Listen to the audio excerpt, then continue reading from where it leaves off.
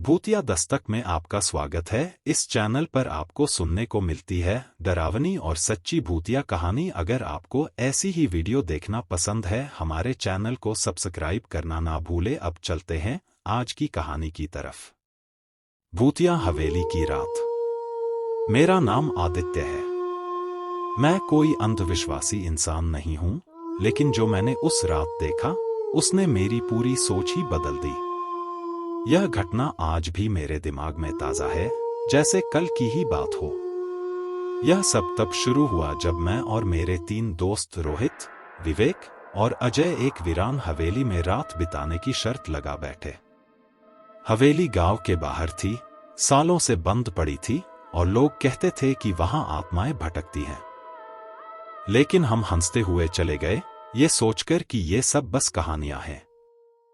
हवेली बाहर से ही डरावनी लग रही थी। दरवाजे पर जंग लगा था, खिड़कियां टूटी हुई थीं और अंदर घना अंधेरा था। जैसे ही हमने दरवाजा खोला, एक अजीब सी ठंडी हवा हमारे चेहरों से टकराई। लेकिन हम बहादुर बने रहे और अंदर चले गए। अंदर घुसते ही हमें एक बड़ा हॉल दिखा, जहां पुरानी लकड़ी की कुर्सियां और टेबल ज्यों की त्यों रखी थीं, जैसे किसी ने अचानक जगह छोड़ दी हो। हमने हंसी मजाक करते हुए वहां अपने बैग रखे और माहौल को हल्का बनाने के लिए गाने लगाने लगे।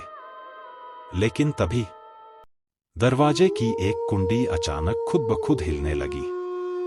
शायद हवा होगी, अजय हंसते हुए बोला। लेकिन वहां कोई खिड़की खुली ही नहीं थी। हमने इसे नजरअंदाज किया और तय किया कि हवेली के बाकी हिस्सों को भी देख लेते हैं। जैसे ही हम एक लंबे गलियारे में पहुंचे, एक कमरे का दरवाजा थोड़ा खुला हुआ था। रोहित ने हिम्मत दिखाई और दरवाजा पूरी तरह खोल दिया। कमरा अंदर से धूल और जाले से भरा हुआ था, लेकिन वहां एक पुरानी लकड़ी की अलमारी रखी थी। जिज्ञासावश विवेक ने उसे खोल दिया। अंदर सिर्फ पुराने कपड़े और कुछ किताबें थीं, लेकिन अचानक एक किताब अपने आप नीचे गिर पड़ी। हमने उसे उठाया तो देखा कि उसका नाम था शापित आत्माएं। इतने में हमें महसूस हुआ कि कमरे में तापमान अचानक गिर गया है। अजय ने कांपते हुए कहा, मुझे यहां अजीब सा लग रहा है, चलो वापस चलते हैं। हम सब सहम गए थे, लेकिन फिर भी खुद को समझाते हुए हॉल में वापस आ गए। रात गहराने लगी और हमने सोचा कि कुछ देर सो लेते हैं। लेकिन जैसे ही हमने अपनी आंखें बंद की, एक अजीब सी आवाज सुनाई देने लगी, चले जाओ यहां से। मेरी आंखें फटी की फटी रह गईं।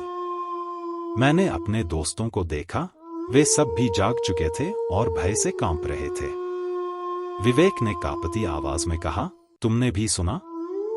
तभी एक जोरदार झटके से हवेली का दरवाजा खुद ब खुद खुल गया और हमें लगा जैसे किसी ने हमें बाहर धक्का दे दिया हो।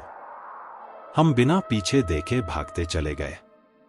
सुबह जब गांव वालों को ये बात बताई, तो उन्होंने कहा, वहां कोई नहीं रहता, सिवाय उन आत्माओं के जो अब भी इंसानों से बदला लेना चाहती हैं।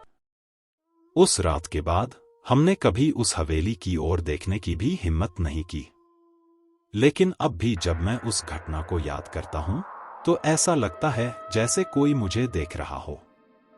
क्या आप यकीन करेंगे? या फिर एक रात खुद आजमा कर देखेंगे?